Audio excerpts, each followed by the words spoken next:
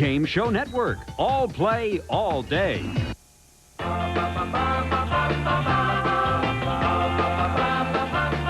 Ladies and gentlemen, Gary Moore.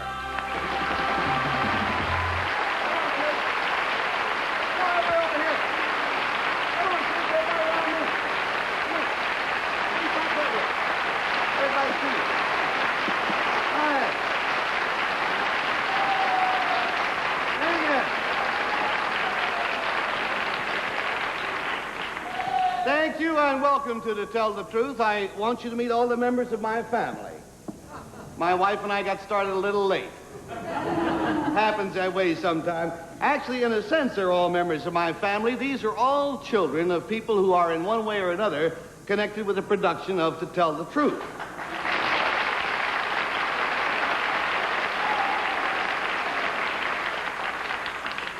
Suki, you want to come out here? Suki, you want to come out and say hello? We've got one reluctant starter who didn't quite make it. Suki, huh? Well, Suki will come out if she wants to come out. I don't blame her. Hey, Suki, come on down and say hello. Hey, dear. Come on down and see me. There you go.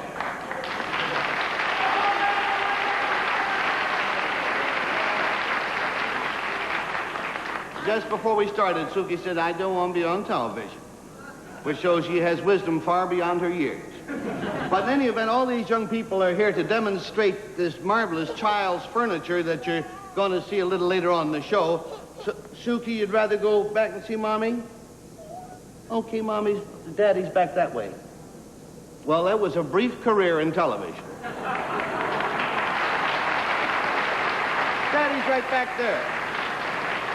So, kiddies, if you'll all go scatter yourself down, now you'll find a lollipop on the seat. Just sit wherever you want to do. Wherever you want to go. We're going to meet the designer of this special child's furniture in just a few minutes. As soon as we've said hello to our panel, here on To Tell the Truth. Bill Cullen. Peggy Cash. Orson Bean. And Kitty Carlisle.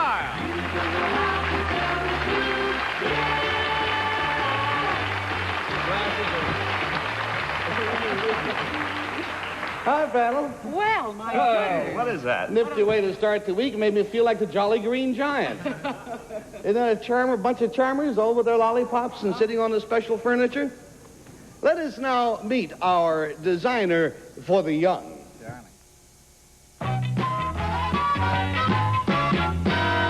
Number one, what is your name, please? My name is Audrey. Number two. My name is Audrey. Number three. My name is Audrey. All right, now we're going to find out which one of these gals is really Audrey. And here is her youthful yarn. It says here, I, Audrey, am convinced that children need their own special environment. To this end, I have created a world for little people only. It's a new concept in children's furniture which combines the soul of art, the wisdom of educational technique, and the technology of modern manufacture. As you can see, it is much more than adult furniture that has simply been scaled down. It's a total environment that a child identifies with and reacts to emotionally. I call my friendly, comforting, imaginary playmates simply Audrey roommates. Signed, Audrey.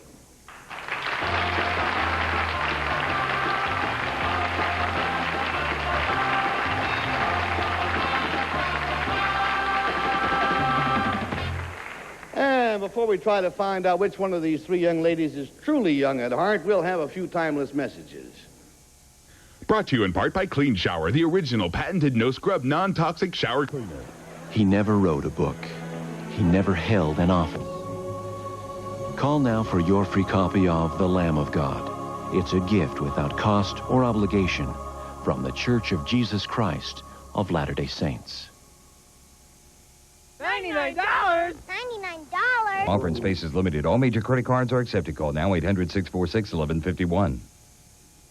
Now remember that all three of these young ladies claims to be Audrey, designer of children's furniture. Let's start the question with Mr. Bean, Orson, if you will. Thank you. Let me preface my question by saying I think the stuff is absolutely adorable, and I wish it was for sale right now. I'd go and buy it. Number two, is it for sale right now? Yes, it is. Where, number 2? At all better department stores. Oh, really? Great. Like number 3, how much for like the little hairy chair that the little boy with the blue jacket is sitting on? The furry. $35. $35. Well, that ain't bad. If you're a rich kid, you should have your own chair. I figured out. Number 1, I love this stuff, and I would love to have it around my house. But you don't really mean that children need their own environment, do you? I mean, kids have been growing up around stuff that was too big for them for centuries. Well, I feel that that's because it's been pushed on them, and I feel that they need something to relate to their size.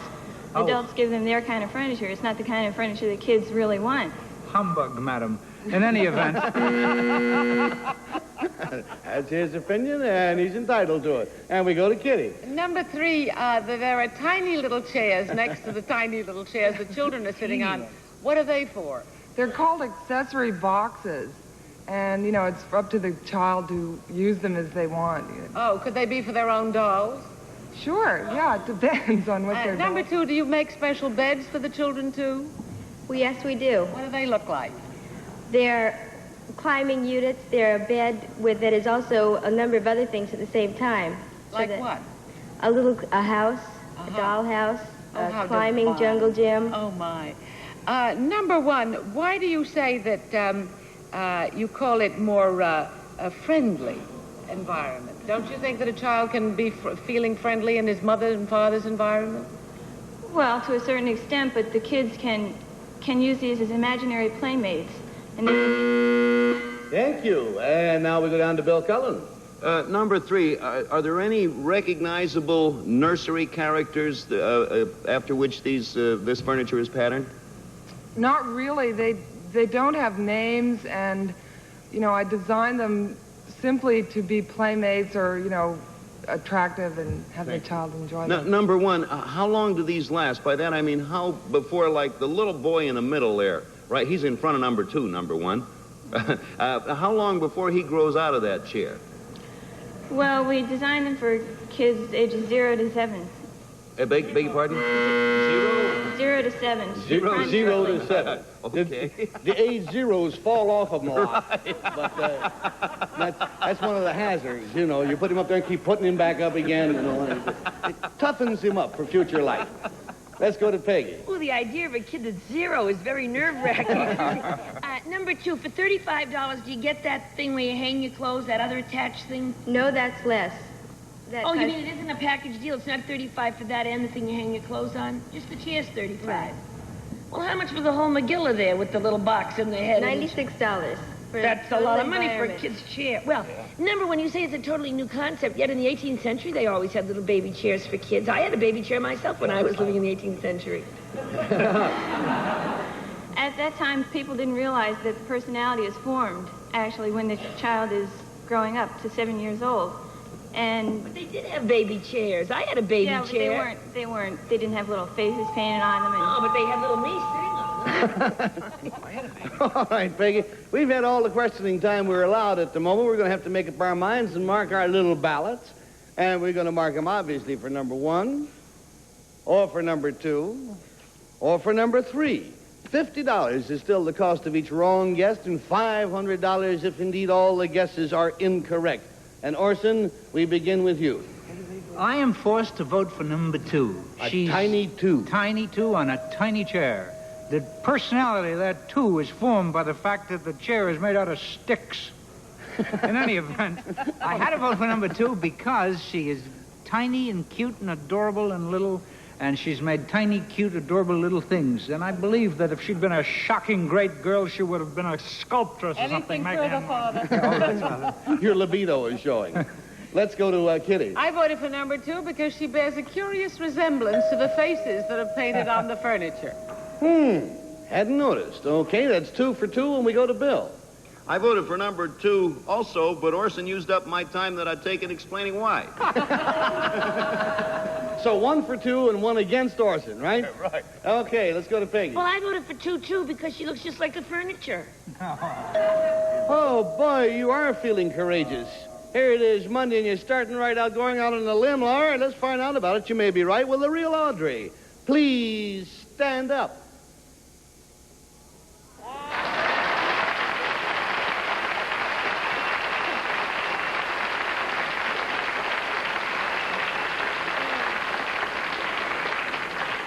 As Orson said, you can't tell when she stands up. Well, I'm sorry about it, the other young ladies. Number one, what is your real name, please, and what do you do? My name is Gwen Watson, and I work for the Broadcasting Department of Gray and Davis Public Relations. Good.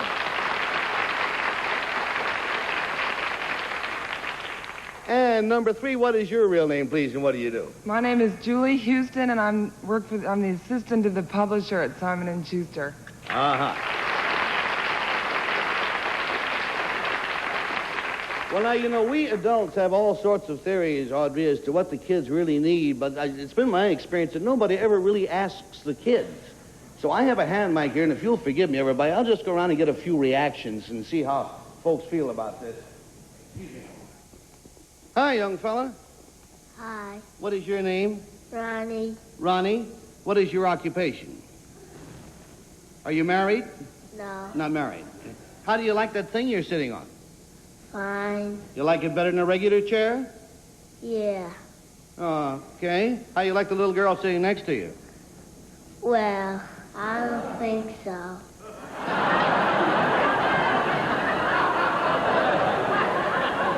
The course of true love seldom runs smooth. I adore the little girl next door. Hi, sweetie. Hi. What is your name? Cynthia Ellen Nixon. You're a very nice-looking boy, I'll tell you. You're a good-looking boy. You are a boy, aren't you? No. What are you? A girl. Oh, that's why you got that pink thing on the... Let me see the bow on the back. That's very... You can't see it. That's very... How do you like the chair you're sitting on? Fine. How do you like the little boy sitting next to you? Fine. She doesn't have much of a vocabulary, but what she has is very optimistic. Fine. And here's the little girl. All right, what is your name? Priscilla Craven. Priscilla Craven. And how do you like the furniture you're sitting on? Fine. You've been stealing your material from the little girl over here. We forgot to mention that these little boxes are not just for dolls to sit on. They're a goodie holder. See, you put all your little secret things in there. Well, kiddies, it's been awful nice to have you with us. Audrey and Imposters, thank you very much for being with us on To Tell the Truth. Take care now. Everybody go.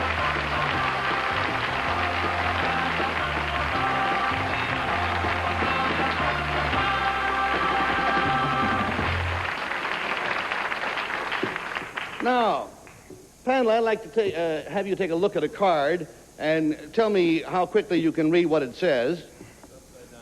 It's upside down. It's upside down. Has a very union suit. Unusual. Has a very union suit. We'll meet her in a minute. Well, I'll tell you, to you, this is upside down. Yeah. But to our next guest, this is right side up. Huh? Yeah. And we're going to meet her in a minute after some straight-on commercials. Two CDs, $26.98 plus $4.95 shipping. Call now. And now let's meet our upside-down guest. Number one, what is your name, please? My name is Marietta Everett. Number two. My name is Marietta Everett. Number three. My name is Marietta Everett. All right, and here is Marietta Everett's absolutely fascinating story. I, Marietta Everett, read upside down, I write upside down, and I add columns of figures upside down. I didn't realize my eyes had a different view of the world from everyone else until I started school. Then my teachers noticed that when I read, I held the book upside down. And when I wrote my lessons or drew a picture, they were upside down, too. This does present some problems when I have to read street signs or copy anything from a blackboard or make out the subtitles on a foreign film. I even sleep with my head at the foot of the bed. Living in a topsy-turvy world, I do fine in school, and I have every intention of completing my college education. Signed, Marietta Everett.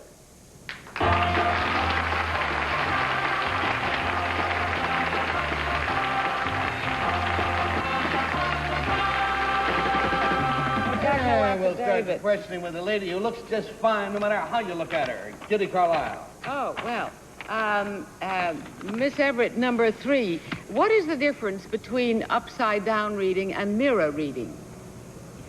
There is a difference because mirror reading, you have to look in the mirror. upside down reading, you have to just turn it around and it's right side up. Number 2, do you see people upside down? Yes, I do.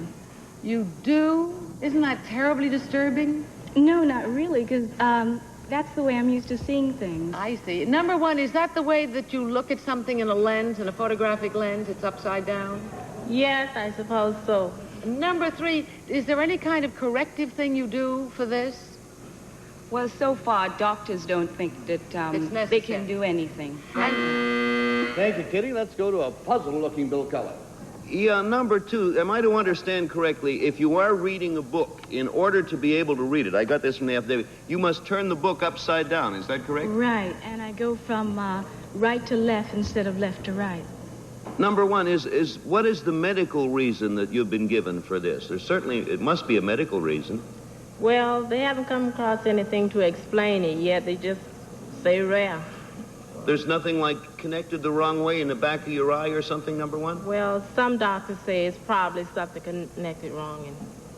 Number 3, I can read pretty good upside down, having worked in a hotel when I was a great deal younger. Can't you, haven't you been through all these years able to adjust? You better explain that, Bill. That's a little obscure. What? You worked in a hotel so you can read upside down. Sure. Someone comes in and you're behind a desk and you give them the registry and they sign Gary Moore and it's upside down. But you say, well, very glad to welcome you, Durward Kirby, because you can read upside down like that. I thought I understood you, but I wanted to be clear about it. Peggy?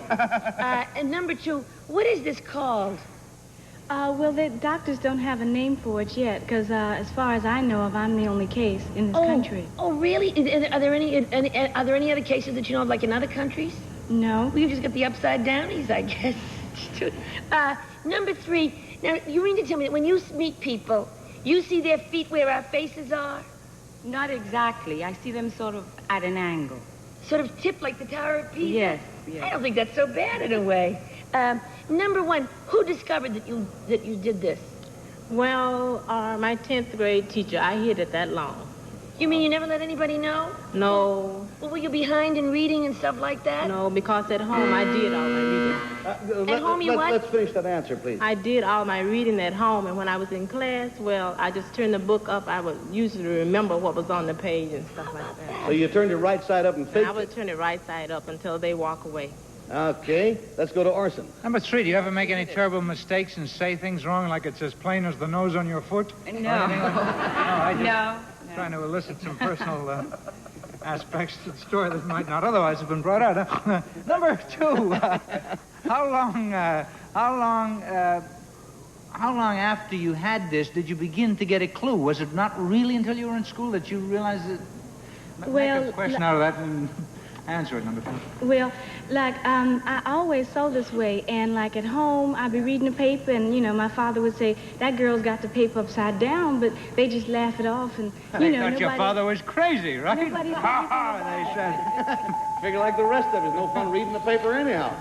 Okay, now it is time for us to vote, and we're going to have to make up our mind, as usual, between number 1 or number 2 or number 3. $50 is the price of each wrong vote, and $500 if indeed none of the votes is correct. And Kitty, we'll start with you. I voted for number 1.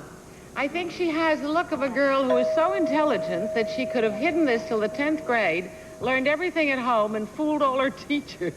Okay, Kitty, thank you. And Bill? I voted for number 1, too. The 10th grade seemed rather unusual that she didn't be discovered in them, but she said she fooled them that long, and she sort of convinced me. There you are. Okay, it's 2 for 1. And Peggy? Well, here's 3 for 1. Because when she said she hid it till the 10th grade, kids don't like to be different, and I believe that you wouldn't want anybody to know that you read upside down. Then when you found out it was unusual, I bet you did it all the time for fun. It's 3 for 1 so far. Orson? I, unfortunately, was forced to vote for number 1 as well. That looks right side up to you, right, honey? Hate to tell you this, Orson, but you got a problem. You voted for number 1, too, so twice in a row the panel has gone unanimously for one of the contestants or another. So let's find out how right they are. Will the real Marietta Everett please stand right side up? Oh! Hey!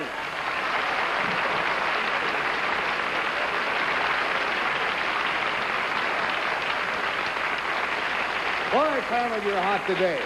Thank you, Marietta. We'll be back to you in a moment. Let's find out about number 2. What is your real name, please, and what do you do? My name is Irene Smalls, and I'm a student at Cornell University. Cornell, good.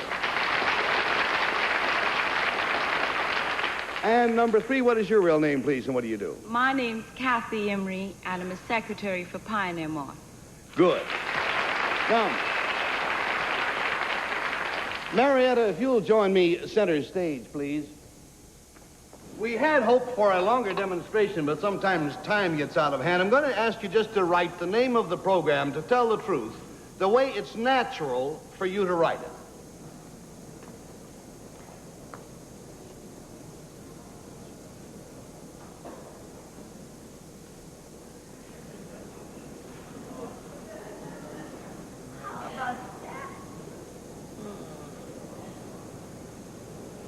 And, of course, when you turn it upside down, it spells out, to tell the truth. And there you go.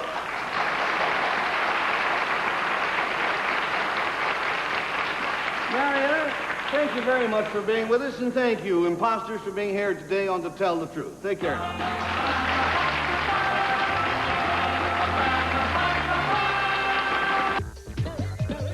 Get ready to play. Plus shipping and handling to the address above. Rush delivery available. Order now. You know, we witnessed a really minute piece of history today. It's the first time that the panel has been unanimously correct on 2 contestants ever since I've been on this show, about a year and a half We're getting now. smarter. That's a weird coincidence because this is the 73rd anniversary of the invention of the activated sludge method of sewage disposal. And they both happened on the same day. Isn't that remarkable? How do you, people write in, Kitty, now how do you really figure out intellectually, or do you sometimes vote just out of intuition? I do what is always the case. Intuition is a combination of wisdom and experience. That's close. Oh, boy. Well, frequently people say, they say, I can tell by the way people say their name. By the way they say their name. Does that tell you anything? No. The way they walk or anything? Although when people shake an awful lot, it's usually them. When they shake a lot, that does it. Huh? Okay, friends, see you tomorrow at the same time. Promotional consideration provided by American Airlines. Traveling on business or traveling for fun, it's good to know you're on American Airlines. This is Johnny Olson speaking for To Tell the Truth, a Mark Goodson, Bill Todman production.